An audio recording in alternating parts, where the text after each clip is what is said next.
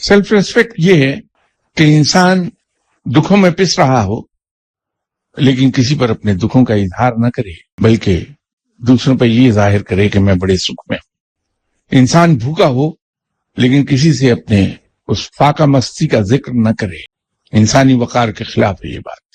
دکھوں کا اظہار کرنا اپنے ہی جیسے کسی انسان پر، کسی غیر اللہ کے سامنے، فقیر کے نزدیک یہ اللہ کا شکوہ بیان کرنا ہے، اور اللہ کا شکوہ ہم بیان نہیں کر سکتے تو وہ آقا ہے، ہم اس کے غلام ہیں۔ آقا کا گلہ اور شکوہ بیان نہیں کیا جاتا کبھی۔ سیلف ریسپیکٹ یہ ہے کہ اپنے ہی جیسے انسان کے سامنے اپنے پیٹ پر سے کرتا اٹھا دے انسان۔ یہ سیلف ریسپیکٹ پر مجھے ایک فرمان یاد آ گیا جناب حضرت امام حسن رضی اللہ تعالی عنہ کا، بے پناہ علم عطا فرمایا تھا رب نے انہیں۔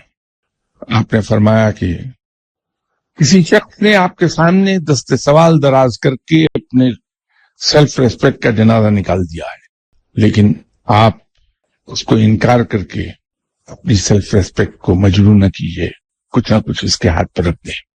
گہرائی سے غور کریں گے تو یہ بہت گہری بات ہے۔